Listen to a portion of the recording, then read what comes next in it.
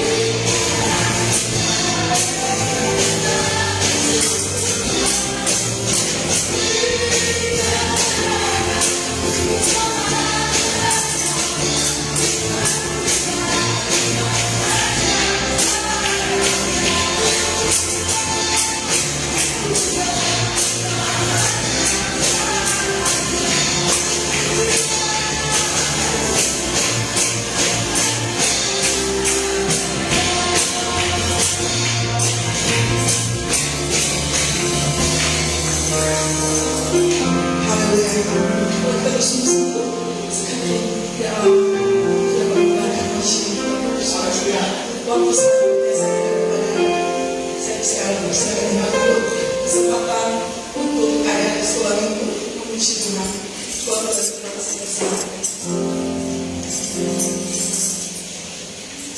Ayo,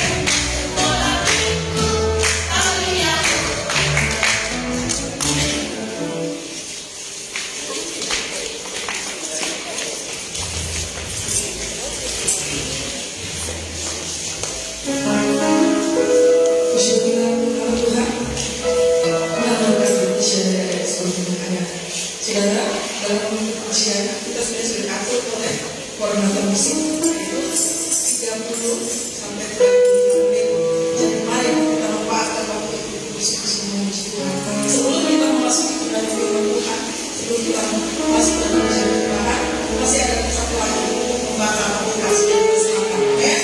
Hallelujah. Sa dito pinabalik. Hallelujah.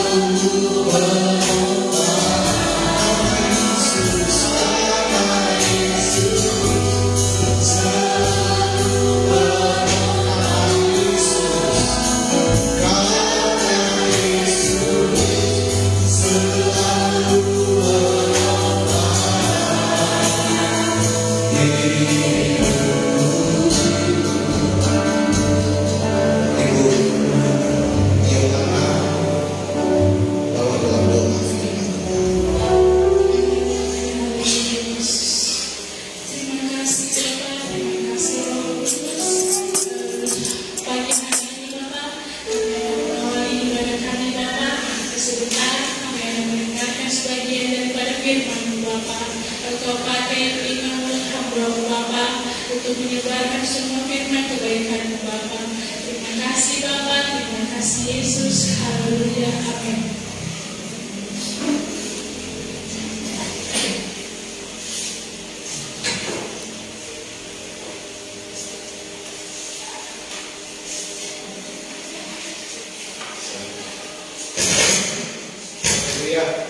Puji Tuhan, kita boleh ada di tempat ini sekalipun cuaca hujan, tetapi tidak menyurutkan semangat kita untuk kita beribadah kepada Tuhan. Mari Bapak Ibu yang saya kasihi di dalam nama Tuhan Yesus Kristus, kita akan membuka satu ayat saudara yang saya mengambil dari satu bagian dari tema kita yang minggu lalu, saudara.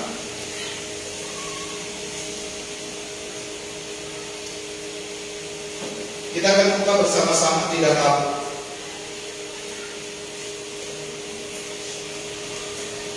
kitab Mazmur 119.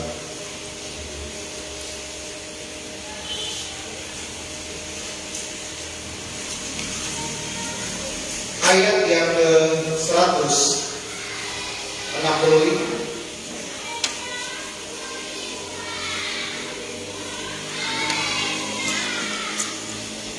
Jika sudah dapat ayat ini, kita akan berdiri. Mazmur 119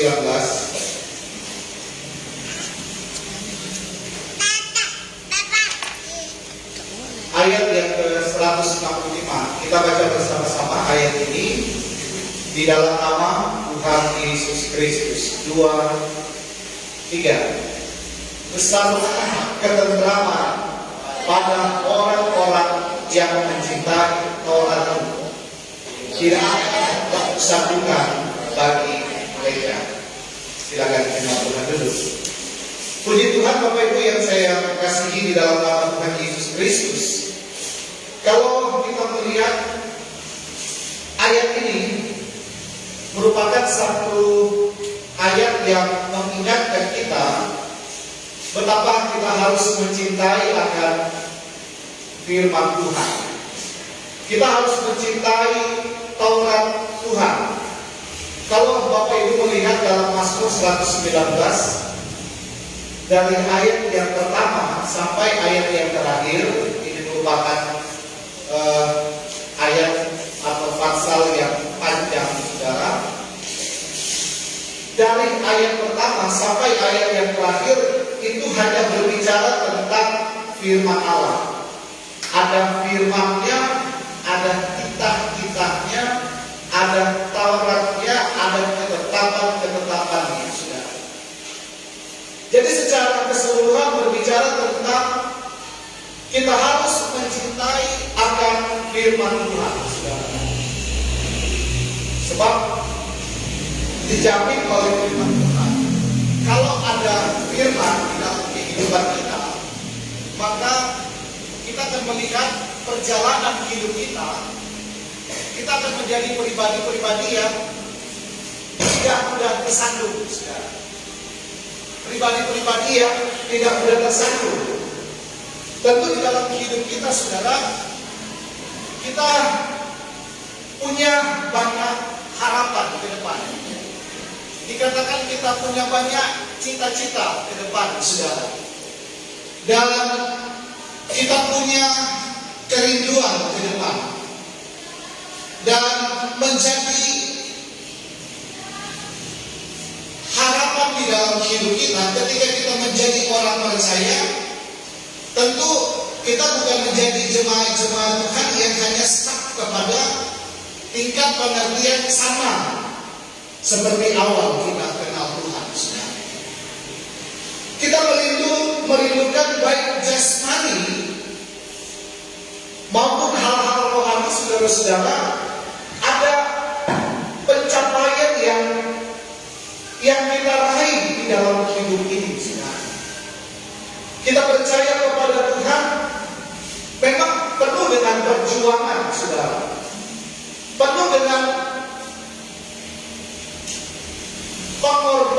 yang memang harus kita lakukan. Sebab dalam kitab Kejadian, untuk kita bisa makan minum, kita harus kerja. Kita harus punya visi ke depan, kita harus punya cita-cita, kita harus punya kerinduan. Hari besok itu lebih baik daripada hari ini. Dan ini menjadi satu pencapaian yang memang kita harus raih di dalam hidup. Demikian juga dalam hal-hal rohani kita.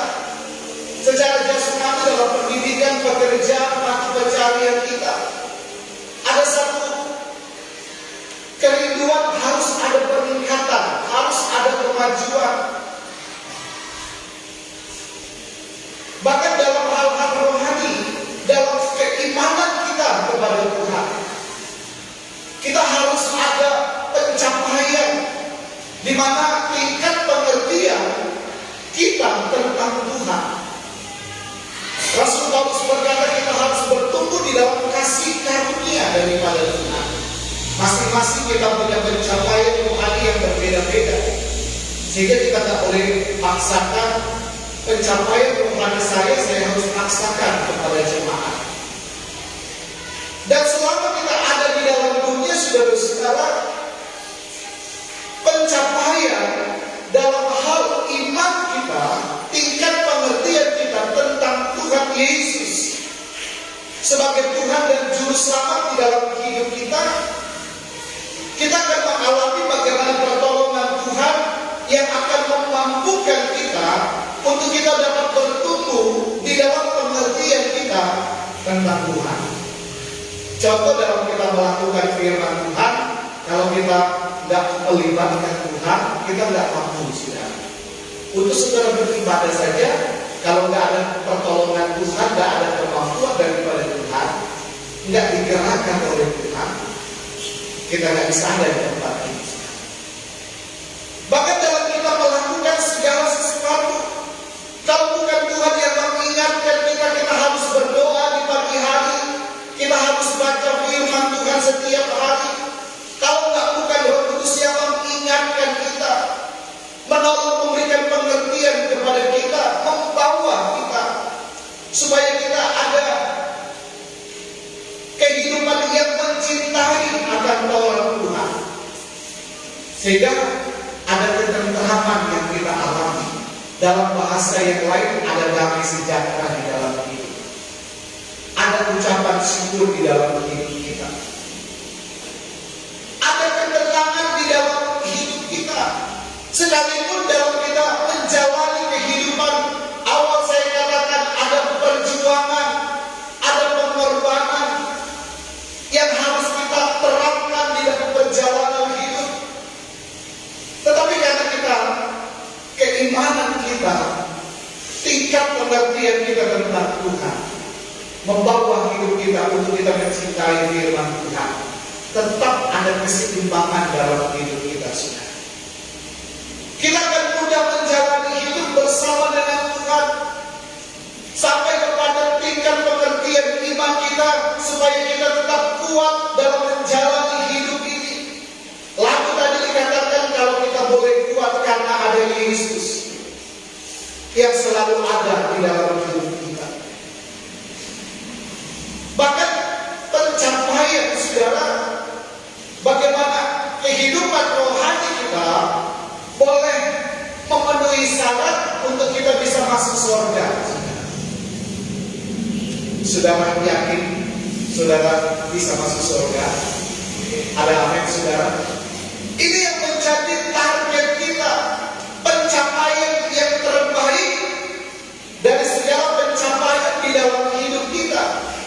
Kita percaya dalam kitab Yeremia 29 ayat yang ke-11, bagaimana rancangan Tuhan adalah rancangan damai sejahtera di dalam hidup kita. Tetapi untuk kita mengalami damai sejahtera, ketenangan, ayat pokok kita katakan ketenteraman di dalam hidup, kita harus mencintai Taurat Tuhan. Dan kita lihat Injil itu adalah Allah itu sendiri, saudara. Kita mencintai Tuhan di dalam hidup ini, di mana kita melibatkan Tuhan di atas segala galanya.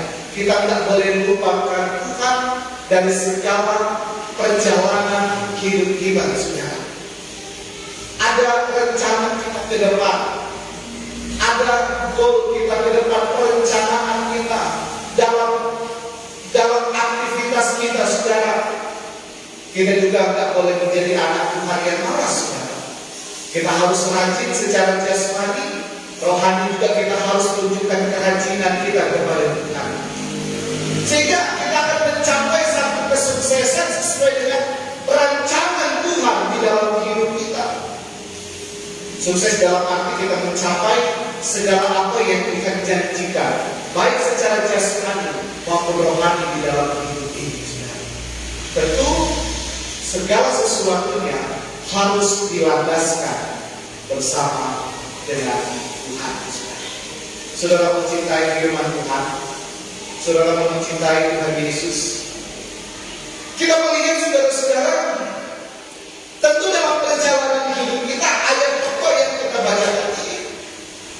Bersama ketentraman pada orang-orang yang mencintai Tauratmu, tidak ada batu sandungan bagi mereka. Sudah pasti untuk kita mencapai satu pencapaian dalam hidup ini, baik jasmani maupun rohani. Namanya perjalanan, saudara. Kita berjalan dalam segala perjuangan, segala pengorbanan. Ada hal-hal yang dapat membuat langkah perjalanan itu tersandung. Ada hal-hal yang membuat perjalanan kita lambat untuk kita mencapai target yang Tuhan sudah tetapkan dalam hidup. Kita melihat saudara-saudara di dalam firman Tuhan, di dalam Ibrani 12 ayat yang pertama. Karena kita mempunyai banyak saksi bagaikan awan yang mengelilingi kita, marilah kita menanggalkan semua beban dan dosa yang merintangi kita, dan berlomba dengan tekun dalam perlombaan yang diwajibkan bagi kita. Tentu yang pertama, saudara-saudara, yang menjadi penghalang,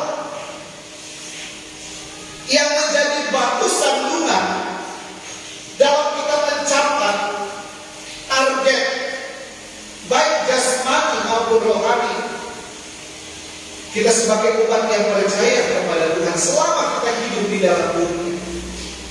Firman Tuhan katakan yang menjadi batu sandungan bagi kita adalah dosa. Sehingga sudah sesuai dengan apa yang Tuhan mau di dalam hidup kita, supaya kita dapat mencintai akan Taurat Tuhan. Kita harus mencintai firman Tuhan. Kita harus mencintai Yesus.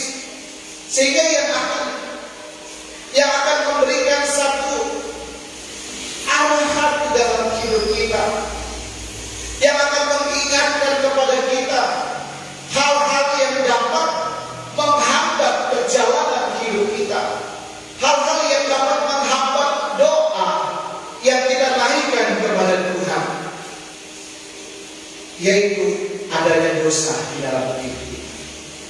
Kita akan tahu adanya kesalahan kita di hadapan Tuhan kalau kita sinkronkan dengan firman Tuhan. Kita akan tahu bahwa hidup kita ini adalah pribadi yang ternyata kita menyadari masih banyak kesalahan-kesalahan kita di hadapan Tuhan yang harus kita bereskan di dalam hidup ini, yaitu kita sinkronkan dengan firman Tuhan. Kita akan tahu, oh yang ini yang harus dibereskan dalam hidup. Oh ini karakter kepribadian. Oh ini kesalahan saya kemarin yang belum saya bereskan di hadapan Tuhan. Dan itu akan membuat perjalanan hidup kita.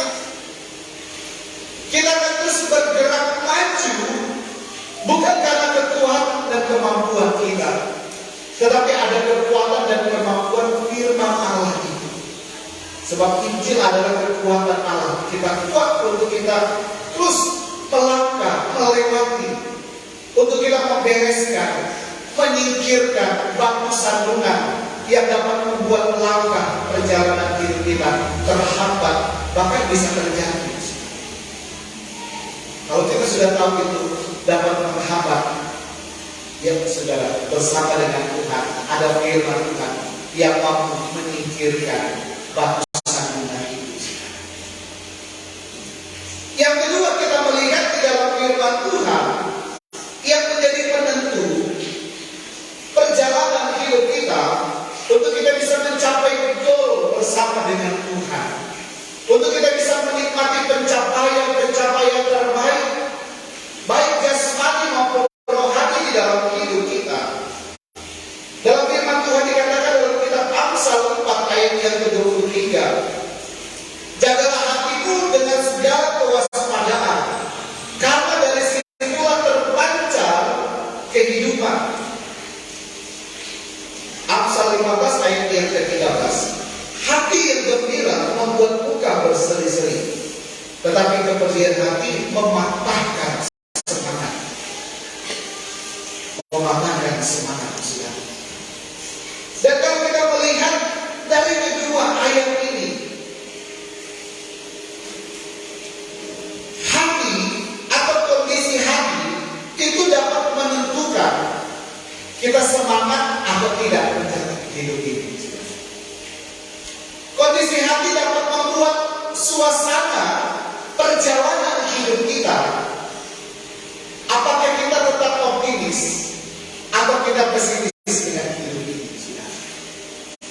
Apakah kita akan terus bergerak maju, semangat, atau justru sebaliknya?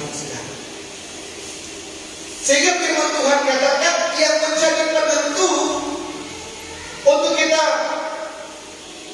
tidak tersandung, kita harus memastikan kondisi hati kita dalam keadaan baik di hadapan Tuhan dan di hadapan sesama. Kita melihat lebih spesifik lagi dalam Amsal 27 ayat 3 sampai 4.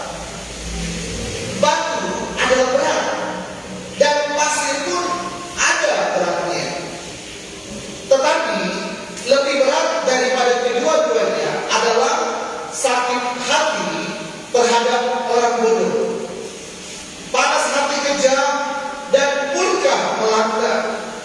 Tetapi siapa dapat tahan terhadap cemburu?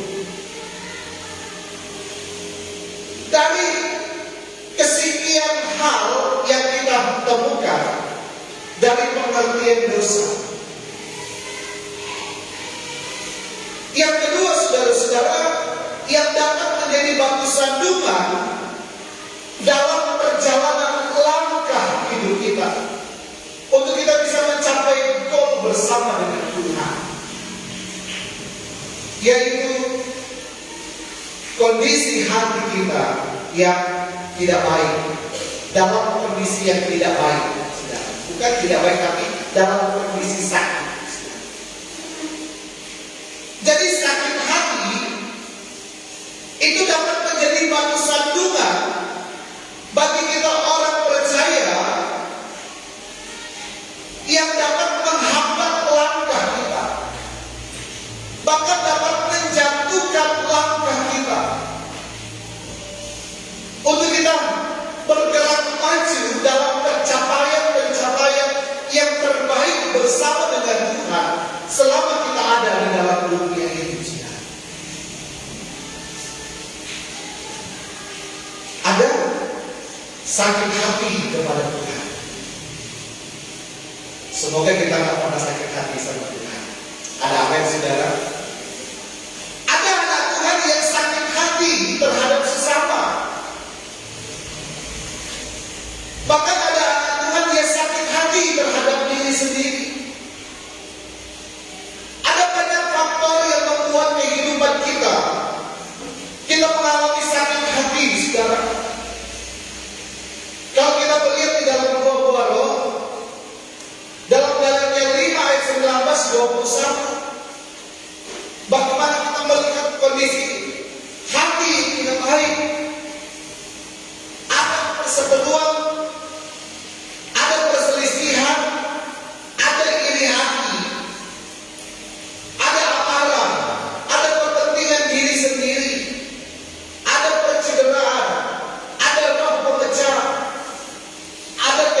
dunia.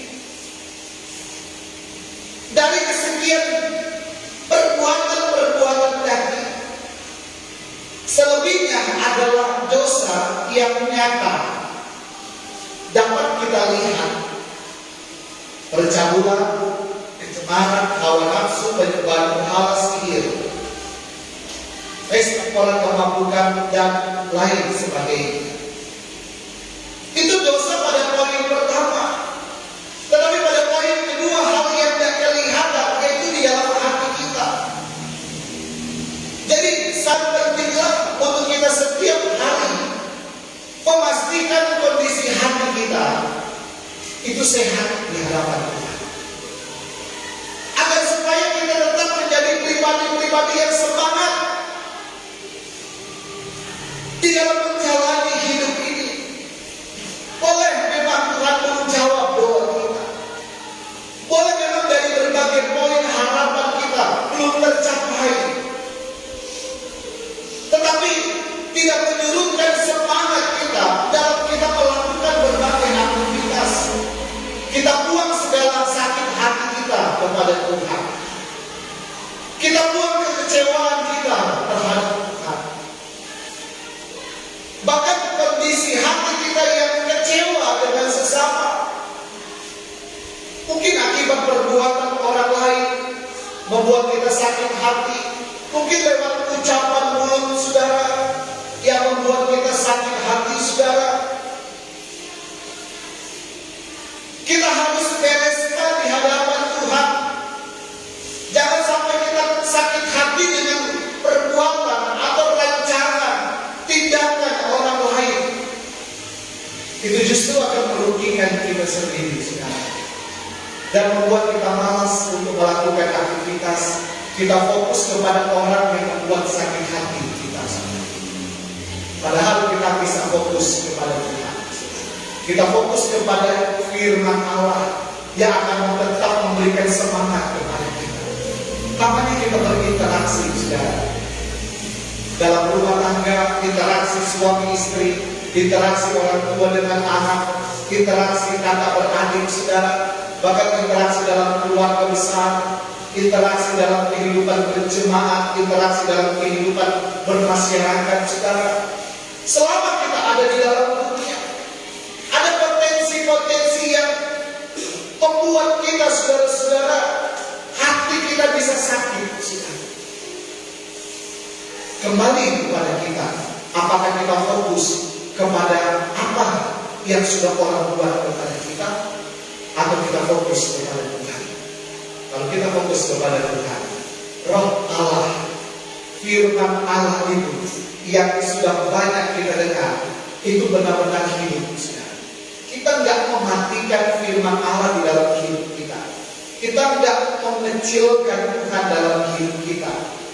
Kita tidak mengurangi terangnya Tuhan, terangnya firman Allah di dalam hidup kita. Dengan kita fokus kepada Tuhan, kita nggak fokus kepada sakit hati oleh karena orang lain. Injil adalah kekuatan Allah. Sebab firman Tuhan itu adalah pelita bagi terang, bagi jalan kita sekarang. Dan firman Allah yang mampu memberikan kekuatan kepada kita, semangat kepada kita. Bahkan kita juga pastikan kita nggak sakit hati dengan diri kita sendiri. Ada banyak anak Tuhan, dia sakit hati terhadap diri ketika dia melihat kelemahan yang ada dan masih ada di dalam diri. Dia berjuang untuk membereskan dosa. Dia berjuang untuk memikul masalah yang begitu berat. Dia terus berjuang untuk keluar dari segala persoalan hidup. Kok nggak bisa-bisa?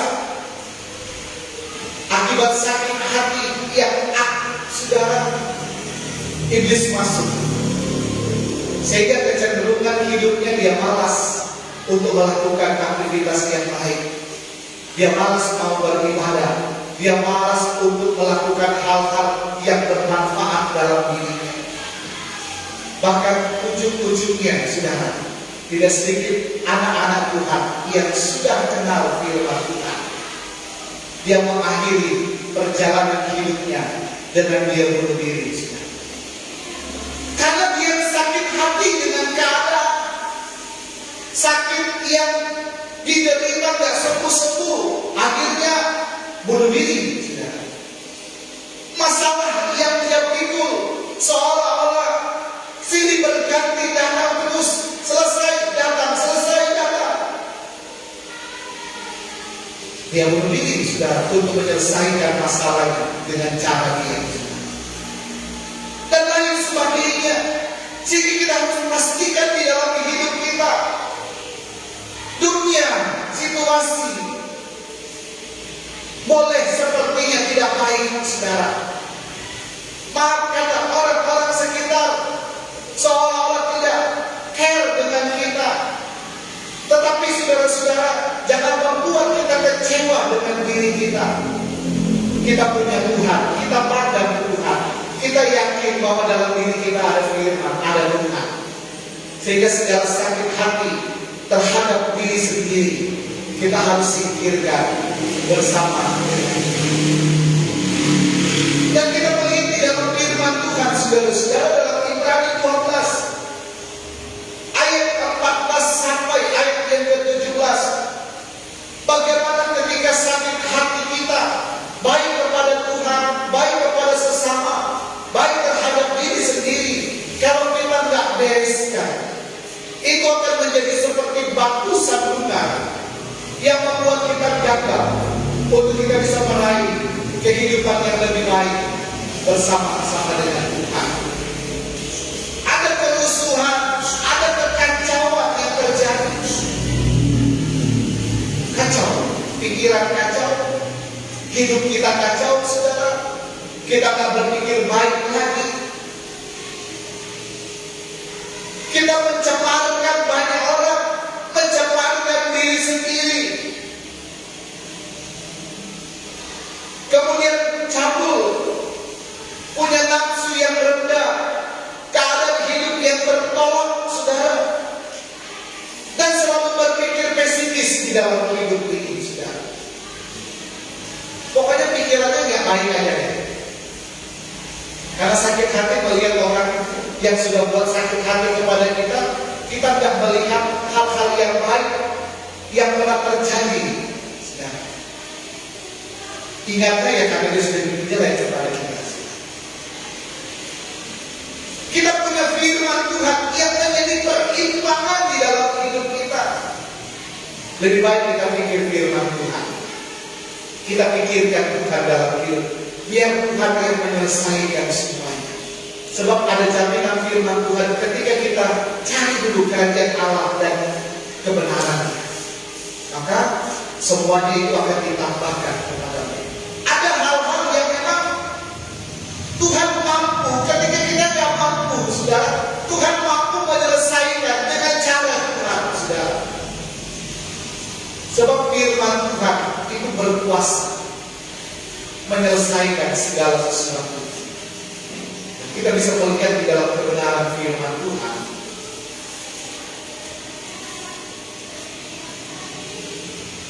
Contoh di dalam Alkitab, ada beberapa contoh saudara-saudara, mereka yang sakit hati dan berdampak kepada hal yang tidak baik. Di dalam Kejadian 4 ayat yang pertama sampai ayat yang ke-5, di situ ada kisah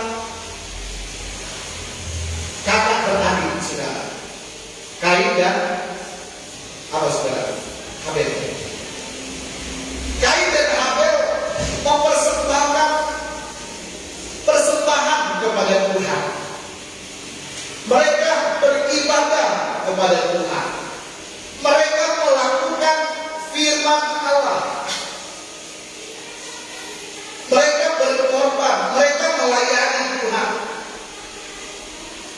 Mereka melakukan apa yang Tuhan mau.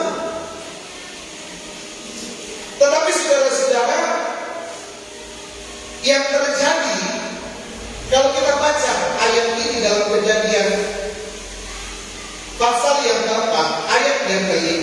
sampai 5. Setelah beberapa waktu lamanya, maka Kain mempersembahkan sebagian dari tanah itu kepada Tuhan sebagai korban persembahan. Habel juga mempersembahkan korban persembahan dari anak sulung kambing domba, yakni lemak-lemaknya. Maka Tuhan mengindahkan Habel dan korban persembahannya, tetapi Kain dan korban persembahan tidak diindahkannya. Lalu hati Kain menjadi sangat panas dan mukanya muram. Firman Tuhan kepada Kain, mengapa hatimu panas dan mukamu muram? Dan seterusnya. Di sini kita bisa melihat Kain, dia sakit hati kepada Habel karena sama-sama melakukan kehendak Tuhan. Tetapi saudara-saudara, ada perbedaan ketika melakukan dengan segenap hati, ketika melakukan ketetapan Allah dengan sesuai dengan standar firman Tuhan, dengan yang asal-asalan. Yang penting saja terlihat kita mempersembahkan kepada Tuhan. Tidak ada standar firman Allah yang menjadi acuan di dalam hidup. Kita melakukan aktivitas kita melakukan pekerjaan, anak-anak dalam pendidikan, kita dalam bekerja berusaha. Ada standar firman Tuhan dalam hidup kita sebagai pelaku. Tidak hanya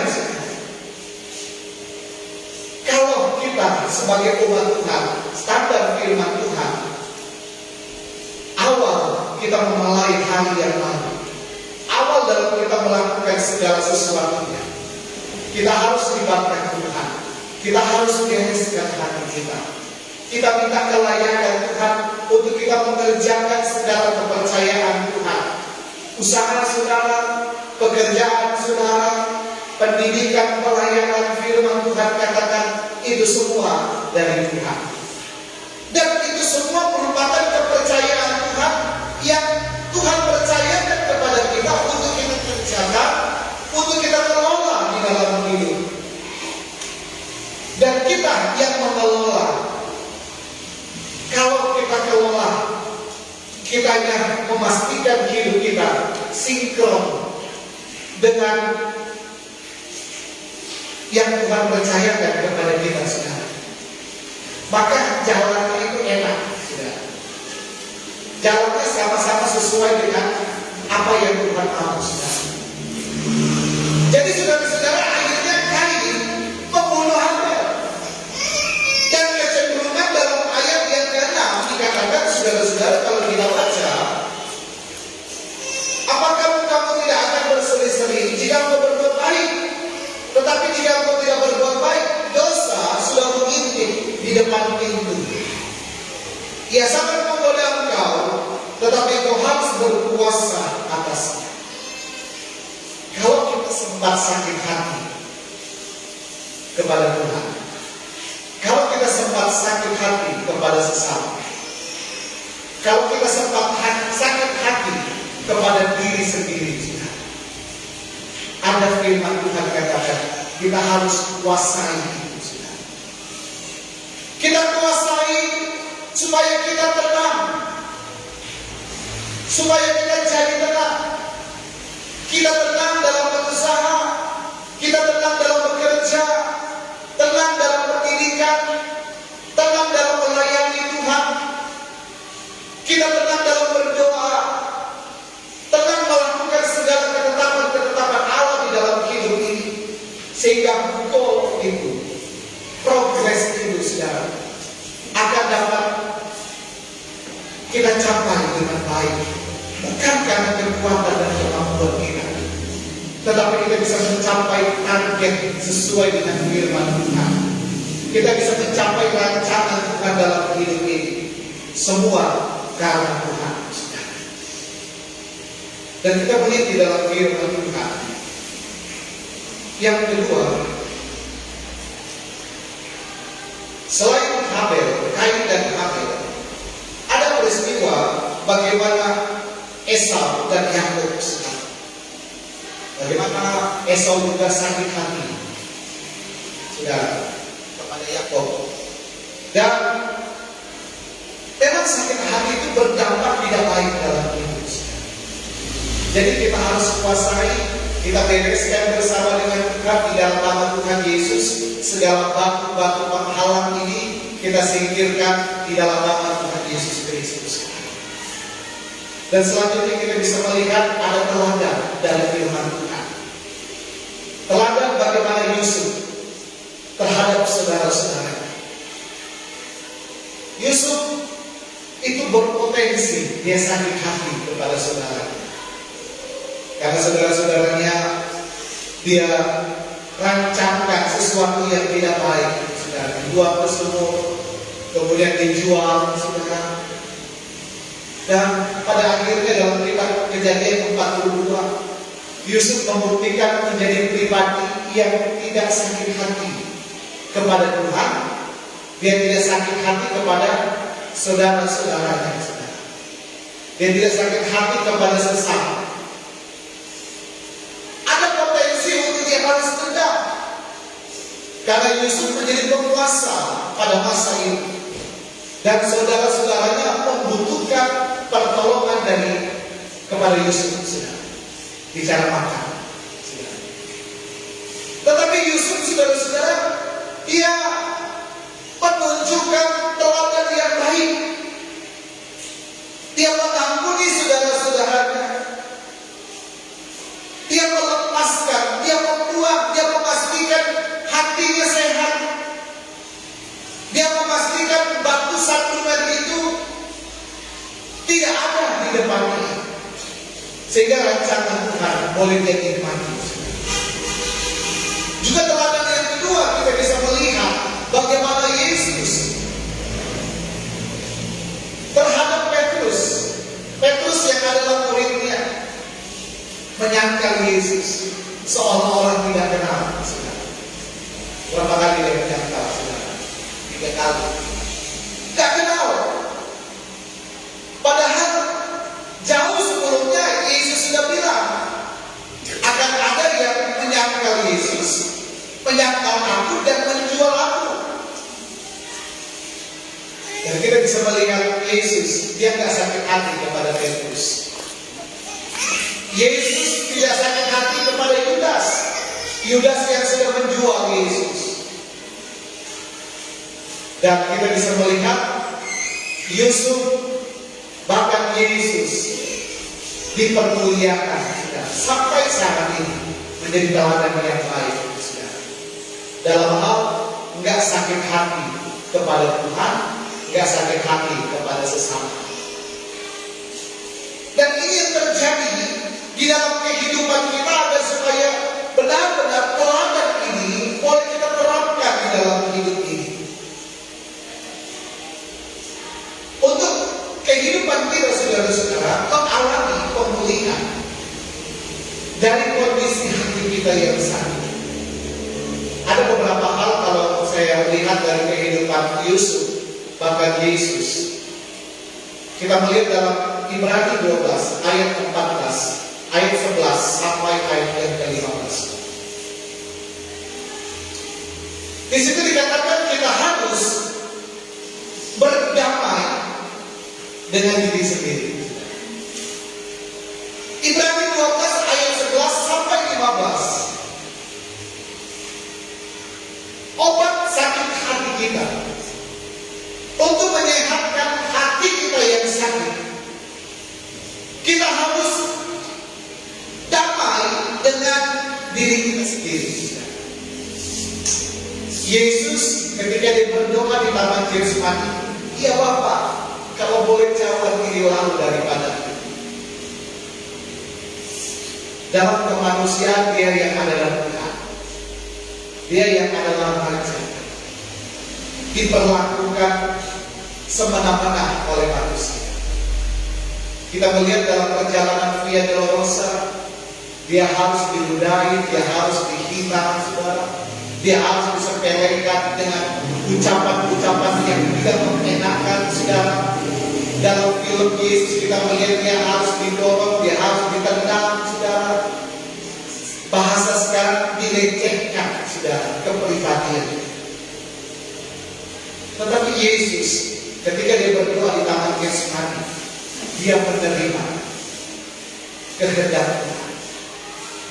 Itu bagian daripada rencana Allah. Kita harus menerima keadaan yang ada dengan kita berdamai dengan diri sendiri. Kalau Tuhan belum jawab doa kita dari berbagai doa yang kita naikkan, mungkin ada waktu Tuhan yang tepat menjawab doa kita. Ada waktu Tuhan untuk menyembuhkan kita. Ada waktu Tuhan untuk menyelesaikan masalah kita. Ada Tuhan untuk menolong, memulihkan kondisi dosa kita, membereskan pribadi kita menjadi pribadi yang lebih baik. Kita harus berdamai dengan diri sendiri. Ada waktu Tuhan akan menyelesaikan persoalan kita dengan orang lain. Jangan kita simpan sakit hati, kita simpan, saudara, akan berdampak tidak baik dalam hidup kita. Kita harus berdamai dengan Tuhan. Sekalipun keadaan tidak baik, tetapi tidak membuat hubungan kita dengan Tuhan terganggu. Kita harus hidup kudus. Kita harus dipenuhi dengan kasih, baik kasih kepada sesama, kasih kepada Allah. Dan kita harus menyadari, kita harus belajar untuk mengampuni orang lain, agar supaya hati kita tidak sakit terus. Kita harus belajar mengampuni diri sendiri dan mengampuni orang lain. Dalam Mazmur 73:26, sekalipun dakiku dan hatiku lenyap, gunung batuku dan bagianku tetaplah Allah selama-lamanya. Sebab Ia menyembuhkan orang-orang yang patah hati dan membalut luka-luka mereka.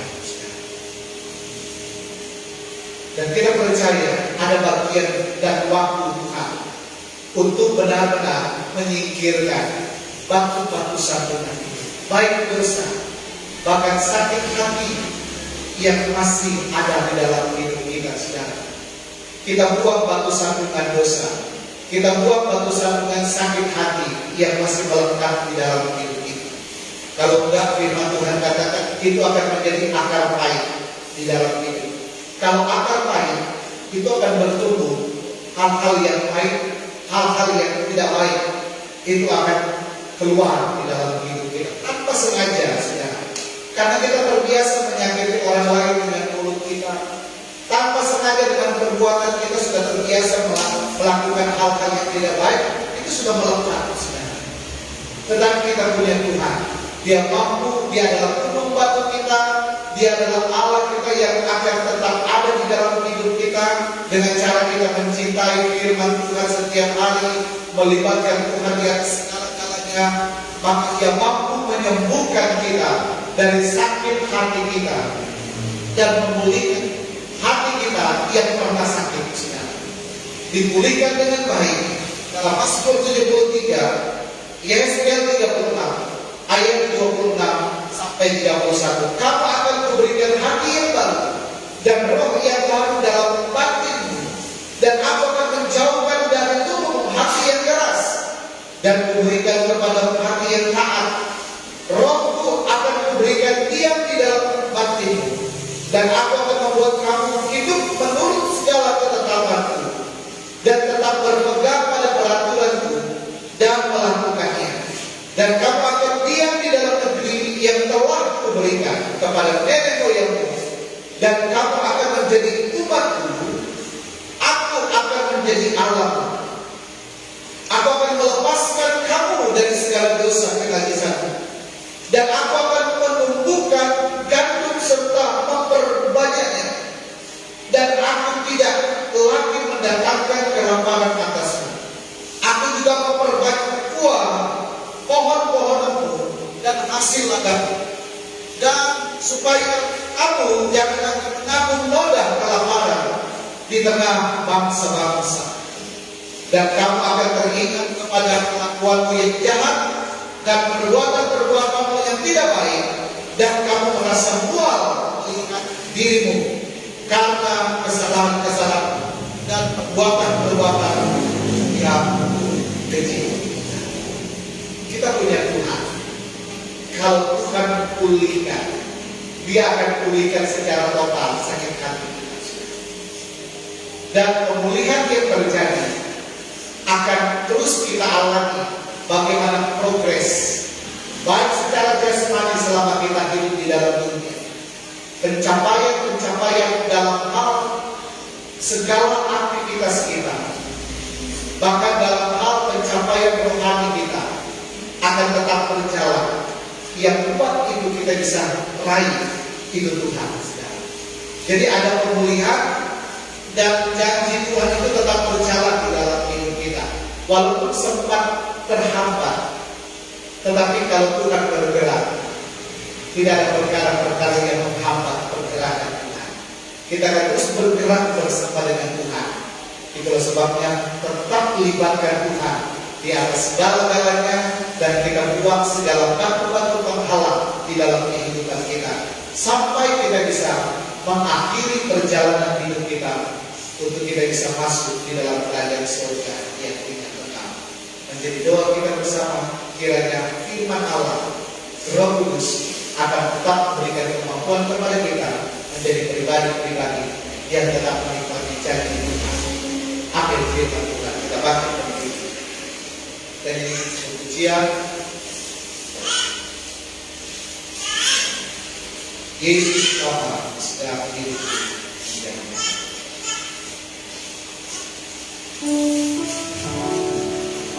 Yesus Tuhan sedang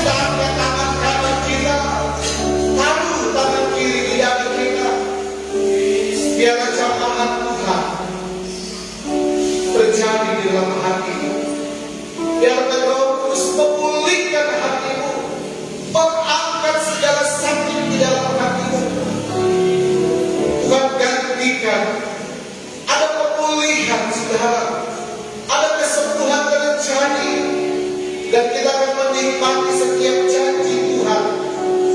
Terus berjalan, terus kita alami di dalam hidup ini ya Tuhan. Kita berdoa kepada Tuhan, menjadi doa kita bersama, supaya kita menjadi pribadi-pribadi yang terus dibaharui oleh Tuhan. Kita gak mau gagal di dalam hidup ini. Kita berdoa kepada Tuhan, kalau kau masih ada sakit hati kepada sesama, minta Tuhan bereskan ini. Kalau kau kecewa dengan keadaan hidupmu, minta Tuhan bereskan itu. Kalau kau pernah kecewa kepada Tuhan, minta ampun kepada Tuhan. Biarkan Tuhan menjawab hatimu, memulihkan hatimu. Haleluya.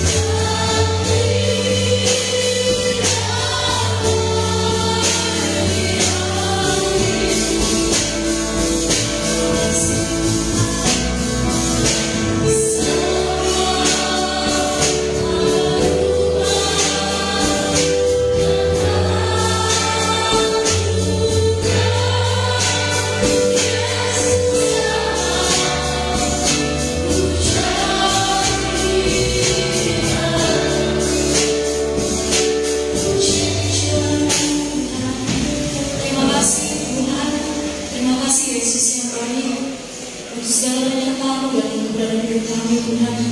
Keberadaan firman-Mu yang sudah dikabulkan oleh hamba-Mu Tuhan. Biar kiranya Tuhan Engkau memberkati Tuhan setiap hati-hati yang saat ini sudah mendengarkan Tuhan. Biar kiranya Tuhan Roh Kudus memampukan kami untuk mengerti, Roh Kudus memampukan kami untuk dapat memahami setiap kebenaran firman-Mu Tuhan. Sehingga kebenaran firman-Mu tidak terlalu begitu saja, tetapi boleh menjadi bagian dalam kehidupan kami, mengajarkan kami, menguatkan kami Tuhan. Ampuni atas keberadaan hidup kami, ampuni hati kami Tuhan. Bila ada hati yang masih iri, bila mana hati yang masih dendam, Tuhan hanya Engkau yang sanggup memulihkan setiap hati-hati kami Tuhan. Yang Engkau Tuhan yang sanggup mengubah setiap hati-hati yang terluka Tuhan. Saat ini Tuhan kami memohon, biar kiranya belas kasihan Tuhan tercurah dalam kehidupan kami, memampukan kami, menguatkan kami Tuhan. Barui setiap hati kami, barui setiap pikiran kami, kehidupan kami, agar kehidupan kami boleh layak Tuhan, berkenan di hadapan-Mu. Terpuji-pujilah nama-Mu ya Bapa. Kami bersyukur buat hari ini, kami bersyukur buat kasih-Mu, kami bersyukur Tuhan buat keberkatan-Mu Tuhan yang sudah mengalir dalam kehidupan kami. Saatnya kami akan memberikan korban persembahan, biar kiranya Tuhan Kau memberkati tangan-tangan yang memberi, bahkan yang belum sempat memberi, Engkau juga sama-sama memberkati. Terpuji-pujilah nama-Mu ya Bapa. Ini yang menjadi doa dan ucapan syukur kami memberi di dalam nama Tuhan Yesus Kristus yang adalah Tuhan dan Juru Selamat kehidupan kami. Kami sudah berdoa dan mengucap syukur. Haleluya, puji Tuhan. Amin. Puji Tuhan, kita sudah berkata firman Tuhan. Bersama segala kemudahan kita akan mengumpulkan masalah dan kepujian Tuhan. Oh, seperti biasa, seperti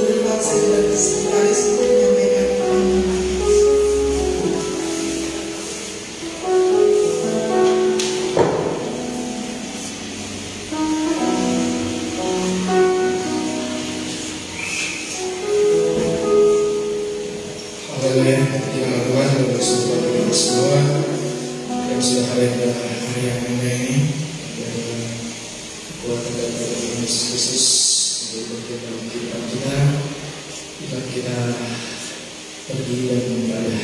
Pujilah Tuhan untuk pengumuman pada hari Rabu ya, pada rumah tangga diadakan di hari Sabtu ya. Jadi ibadah rumah tangga untuk jadwal yang ada dialihkan di hari Sabtu. Jadi ibadah rumah tangga ada masuk juga pembukaan ibadah rumah tangga bertempat di keluarga Pak Fikiodo jam 7 malam, dan pemimpin pujian Ibu Imelda Didianus dan Kepala Femenara Bapak Kepala.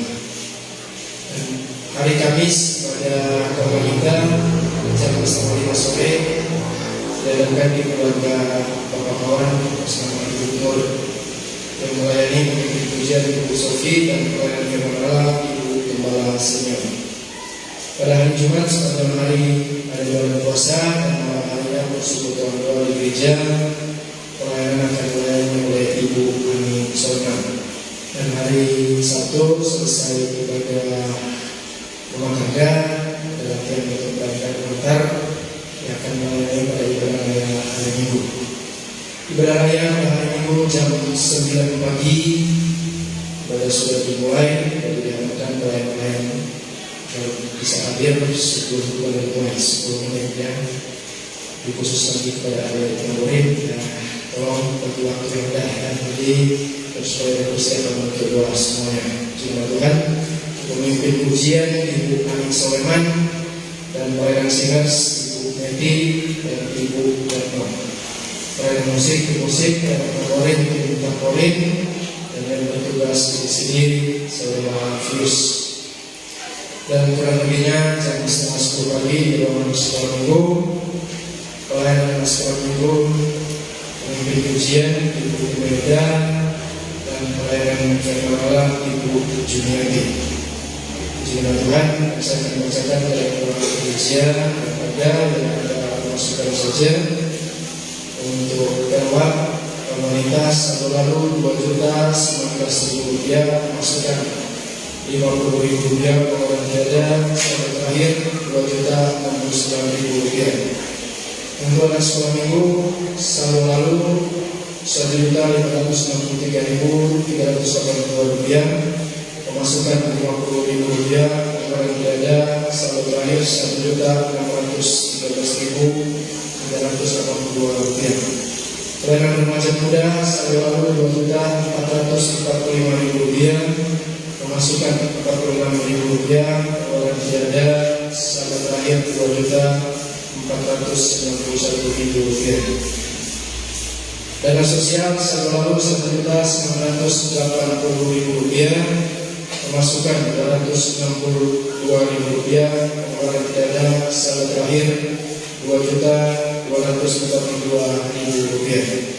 Kas gereja selalu 8.292.745 rupiah, pemasukan 348.000 rupiah, pengeluaran tiada, saldo terakhir 9.140.745 rupiah. Itulah program gereja Indah, dan saya akan membacakan untuk susunan panitia yang sudah dilengkapi oleh pengurus inti Indah. Mungkin diharapkan karena mungkin ada juga yang tidak hadir mungkin minggu depan, diharapkan semua panitia bisa hadir untuk didoakan ya, supaya bisa bekerja sesuai dengan kehendak Tuhan. Pujilah Tuhan. Saya akan membacakan susunan panitia Natal 2023 dan Pasca 2024. Penanggung jawab Bapak Pendeta Felkatular STH, penasehat 1 Bapak Sudarjo, 2 Bapak Silas Susanto, 3 Bapak Tudijan, 4 Bapak Warsiman, 5 Bapak Jumanto, dan 6 Bapak Heri Susanto. Pujilah Tuhan. Jadi dua-dua sedang dimasukkan dalam penasehat yang ada. Dan sebagai ketua Ibu Ani Soleman, wakil ketua Bapak Fedi Odo, Sekretaris Ibu Sofi, Bendahara Ibu Hilde Andika, Wakil Bendahara Ibu Retno Rizal, Koordinator Acara Bapak Yusak Manopo, Koordinator Perlengkapan Bapak Yusuf Indra, Koordinator Konsumsi Ibu Jumiati dan Ibu Erni, ya, dan Ibu Erni, dan untuk Koordinator Dekorasi Bapak Audi Desik, Koordinator Dokumentasi Saudara Julio, dan terakhir Koordinator Keamanan dan Parkir Bapak Sudarsono dan Bapak Dewi Siru. Mudah-mudahan karena komite sudah terbentuk, bekerja sama dengan baik antara ketua dan anggota-anggotanya, dan juga dengan semua bahan yang ada. Mungkin sebaliknya mungkin rapat lebih cepat, ya mungkin kalau ada yang memasukkan proposal lebih khusus ke desa lebih cepat, ya. Tapi kita semuanya tidak mengharapkan itu, kita mengharapkan semua dari Tuhan, ya. Karena kalau kita mengharapkan kepada manusia atau mungkin pemerintah, ya mungkin kita mungkin akan mendapatkan yang namanya kecewa, kok bantuannya segini. Jadi kita semuanya bekerja untuk hormat dan kemuliaan Tuhan. Maka baiknya mungkin untuk tidak memberatkan mungkin jemaat yang ada, baiknya mungkin ada mungkin jemaat yang sudah bisa menyetor dana Natal, mungkin dicicil, ya, mohon diterima oleh panitia Natal yang ada. Oleh sini kami dan pekerjaan selanjutnya sesuatu kepada Bapak Ibu.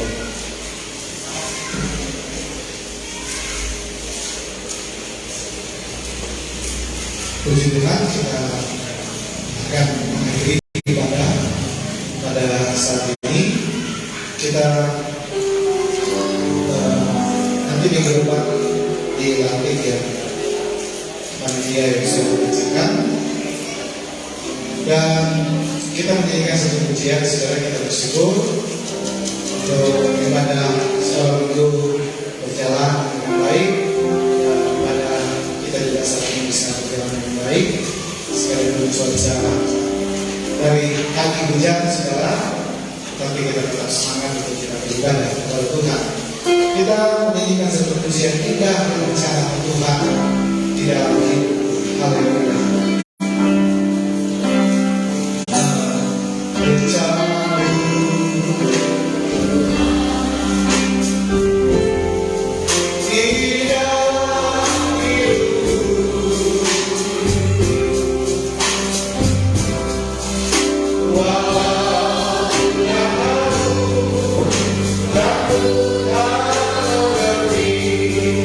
Semua jalan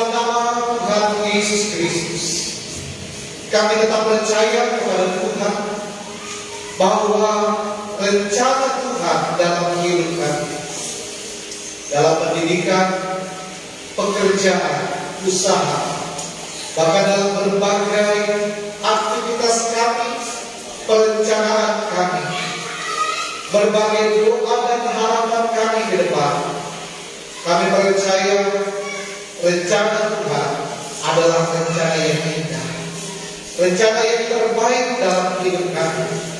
Bahkan juga dalam hal kerohanian kami percaya rencana Tuhan tetap indah di dalam kehidupan kami. Itulah sebabnya Tuhan, kami tetap menyerahkan tubuh, jiwa, dan roh kami ke dalam tangan Tuhan. Kami tetap menyerahkan ke dalam tangan Tuhan segala pendidikan, masa depan, pekerjaan, aktivitas, usaha kami ke dalam tangan Tuhan kami serahkan. Bahkan keseharian kami, sepanjang minggu yang berjalan, sepanjang bulan yang berjalan, baik siang maupun malam, kami serahkan semuanya ke dalam tangan Tuhan. Dan Tuhan dahului semuanya, segala rencana-rencana kami ke depan, Tuhan dahului semuanya ya Tuhan. Dan kami percaya Tuhan mampu menghalau, menyingkirkan segala hal-hal yang dapat menghambat rencana Tuhan. Segala batu-batu sambungan kami percaya Tuhan sudah halaukan. Karena kami percaya kami berjalan bersama dengan Tuhan, kami tetap menikmati rencana Tuhan yang indah.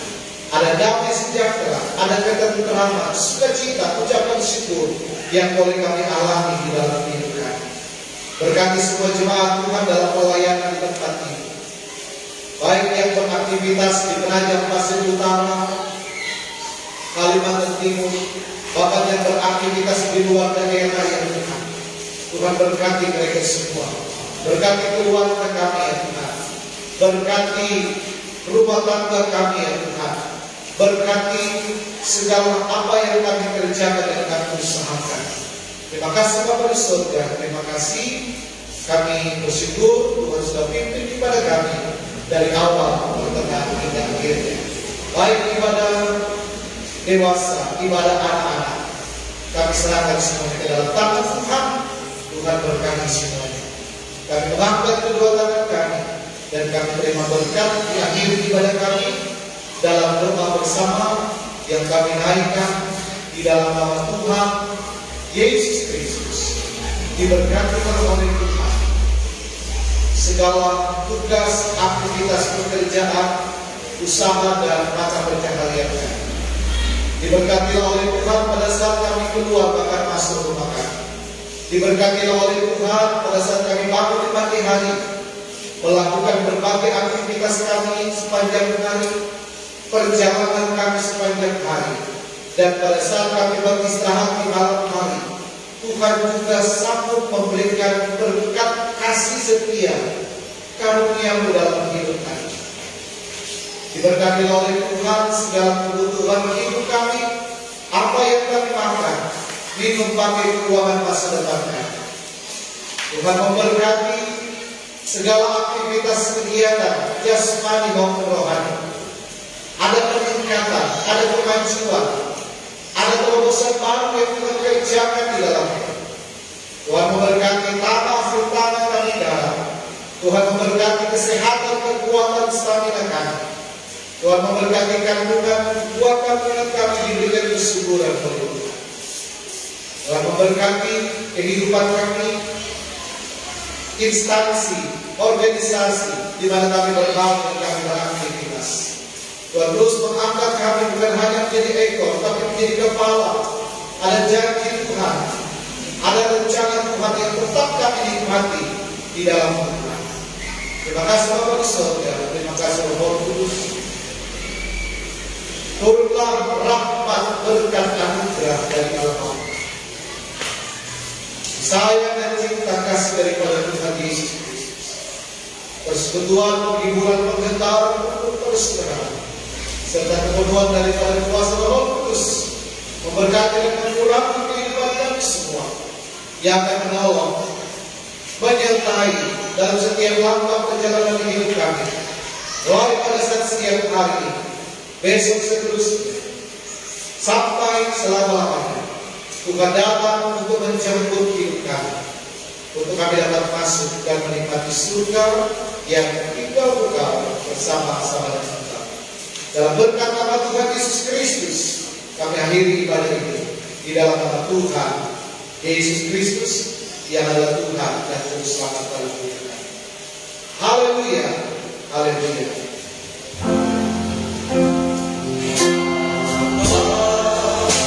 Amin.